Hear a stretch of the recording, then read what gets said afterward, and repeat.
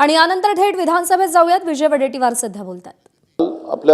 आपण जे उत्तर दिलं त्यामध्ये आम्ही काही प्रश्न उपस्थित केले होते. अध्यक्ष महोदय, फार गांभीर्यानं सांगतो, बघा मी तुमच्या पुढे रिजेक्ट झालेला सोयाबीन पाठवतो आहे. रिजेक्ट झालेला या सोयाबीनची प्रत पहा तुम्ही. शेतकरी वाचेल की नाही. अध्यक्ष महोदय, फार गंभीर आहे. शेतकऱ्यांच्या जीवन मरणाचा प्रश्न आहे म्हणून मी बोलतोय. हा सोयाबीन रिजेक्ट केला आहे. या शेतकऱ्याचं नाव आहे राठोड साहाव. हा माणूस आहे राठोड साहाव. हा माणूस आहे माहुरगड, किनवट तालुक्यातील बोबगाव हे एक. हा रिजेक्ट होऊ शकतो का?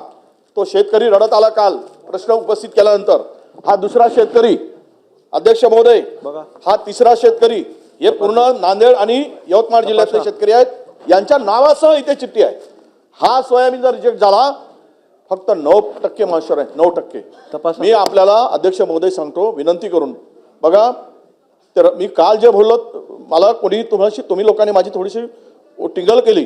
तुम्ही त्यांच्या भावना समजून घ्या. तुम्ही भावना समजा. काय झालंय, तुमच्या सेंटरवर हा माल जातो ना, तो सेंटरवाला खरेदी करतो, पण गोडाऊनमध्ये ज्यावेळेस हा माल जातो ना, तो रिजेक्ट करतो. त्यामुळे हे सर्व सेंटरवाले हा सगळा माल आता घेत नाही. सेंटरमध्ये खरेदी सुरू बंद झाली आहे. 550 की काहीतरी तुम्ही सेंटर सांगितलं ना मंत्री महोदय. तुम्हाला एक सांगू, मी त्याच्या पुढे बोलत नाही. मी एक नाव आणि नंबर वाचून दाखवतो. त्या माणसाचं नाव आहे अखिल. बीड येथील खाजगी माणूस आहे अखिल. मोबाईल नंबर सांगतो 9970219645. हा माणूस प्रत्येक सेंटर मंजूर करायसाठी 4 लाख रुपये घेतो. 4 लाख रुपये. आणि नाव काय सांगतो माहिती आहे? तुमचे OSD अभिजित पाटील. आणि गरजेचं नाव सांगतो. पाहिजे तुम्हाला मी नावात सकट सांगितलं. याचा मोबाईल तपासून घ्या. 9970219645 हा नंबर आहे. हा अखिल नावाचा माणूस आहे. बीड जिल्ह्यातील आहे. ठीक आहे. आणि गरजेचा नाही. अध्यक्ष महोदय थांबा, ते कुठे घेऊन चाललात? नाही वडेट्टीवार साहेब, वडेट्टीवार साहेब, नाही तुम्ही शेतकऱ्यांच्या संदर्भात त्या ठिकाणी अशी नसून आपल्याला विनंती आहे. हा हे जे चाललंय ना अध्यक्ष महोदय, उडवा बघा, आम्ही कधी वेळ घ्यायचा विषय नाही, पण शेतकऱ्याच्या हक्कासाठी जर आम्ही इथे बोलत असू आणि हे तुम्ही कुठचं नवीन आयोग काढलं, समाधानकारक जर कारवाई होत नसेल तर आम्ही उद्रेक कुठे करायचं? आमच्या भावना कुठे करायच्या? हे ते दाखवा ना जरा. तुम्ही बघा, मी तुम्हाला आरोपीच्या पिंजऱ्यात उभं करत नाहीये. वस्तुस्थिती सांगतोय काय चाललंय खाली. हे सेंटर 12 सेंटर, मी 500 सेंटरवर पैसे वसूल केलेत. ठीक आहे. सन्मान्य सदस्य विजय वडेट्टीवार साहेबांनी दिलेल्या माहितीची आपण चौकशी करून योग्य ती उपाययोजना करावी असे मी निर्देश देत आहे. पुढे चला. चला पुढे. निवेदन कोणाचं आहे? घ्या निवेदन. अध्यक्ष महोदय, चौकशीशिवाय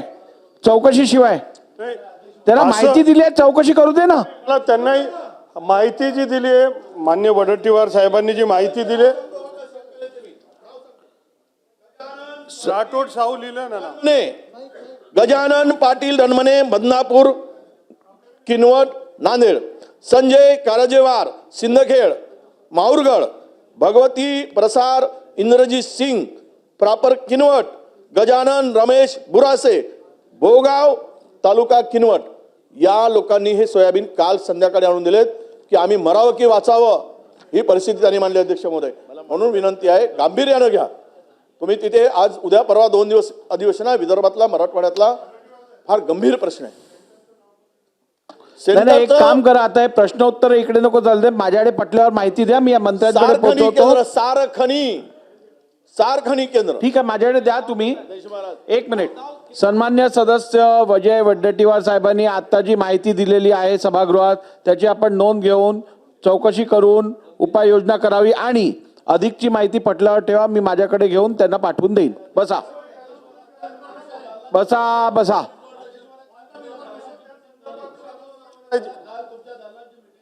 हा, नंतर मंत्र्यांना बोलू द्या. बोला. अध्यक्ष महाराज, आपण सांगितलं कालच्या पहिल्या प्रश्नावरच आपण या ठिकाणी मग तुम्ही निर्णय दिला की माझ्या दालनात मी मीटिंग लावतोय. अध्यक्ष महाराज, आत्ता वडेट्टीवार साहेबांनी जे काही भूमिका मांडली, हे योजना शेतकऱ्यांसाठी आहे, मी काल पण तुम्हाला सांगितलं, पण हे व्यापाऱ्यांसाठी योजना झालेली आहे हे तेवढंच सत्य आहे, हे नाकारता येत नाही. आता त्याचा पुरावा यांनी दिलेला आहे. आणि यांचे PS आहेत ना, यांचंही नाव त्यांनी त्याच्यात टाकलेलं आहे.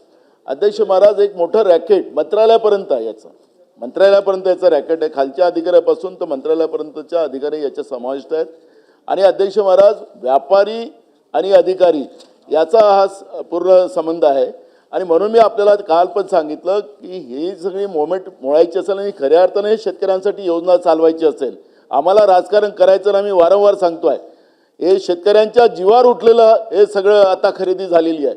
आणि म्हणून शेतकरी आत्महत्या करते. अध्यक्ष महाराज, आसमानी संकट आणि हे सुलतानी संकट या सरकारचं याच्यामध्ये आडवं येत आहे. आणि म्हणून माझी आपल्याला विनंती अशी आहे की तातडीनं मुख्यमंत्र्यांच्या अध्यक्षतेखाली एक म्हणजे याला हायपॉवर कमिटीच्या समोर आम्हा सगळ्यांना बोलवा आणि हा सोक्षमक्ष एकदा लावा आणि तेव्हाच खऱ्या अर्थाने याला न्याय मिळेल.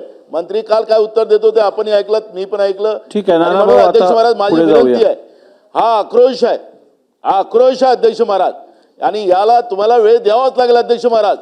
आणि नाही दिलं अध्यक्ष महाराज तर मग या सभागृहात येऊ काय कामाचं आमचं? एक काम करा, तुमचा अंतिम आठवडा प्रस्ताव ज्या वेळेला आपण येतो त्याच्यात ह्याचा समावेश करा, आपण करूया त्यावेळेला. चला. का तुम्हाला उत्तर देणार नाहीये का शासन? तुमच्या प्रस्तावावर उत्तर देणार नाहीये का? मागण्यामध्ये काय आम्ही सगळे प्रश्न मांडले, त्याचं उत्तर मिळालं का आम्हाला अध्यक्ष महाराज? चला.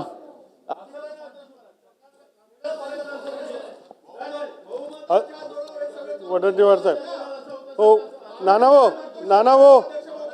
एक मिनिट, एक महत्वाचं जरा एक मिनिट. मंत्री महोदय बसून घ्या, बसून घ्या, एक मिनिट बसून घ्या. नाही, काही गोष्टी इकडे स्पष्ट होणं अत्यंत आवश्यक आहे.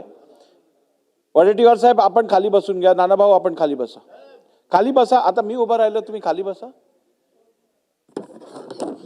हे बघा, तुमचे प्रश्न महत्वाचे आहेत, त्याबद्दल दुमत नाही. तुमचे प्रश्न जनसामान्य माणसाच्या हितातले आहेत, याबद्दल दुमत नाही. परंतु मला सभागृह नियमानुसार चालवायला लागतो. तुम्ही कुठच्या आयुधाचा वापर करून उभं राहिलात ह्याची मला कल्पना नाही. हा सभागृह नियमाप्रमाणेच चालणार. तरीही अपवाद म्हणून मी तुम्हाला दोघांनाही बोलायची संधी दिली, परंतु तुम्ही जर पाहिजे तेवढा वेळ घेत राहिलात तर ते काही शक्य होणार नाही.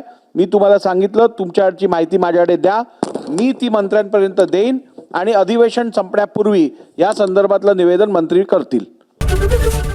एबीपी माझा, उघडा डोळे बघा नीट.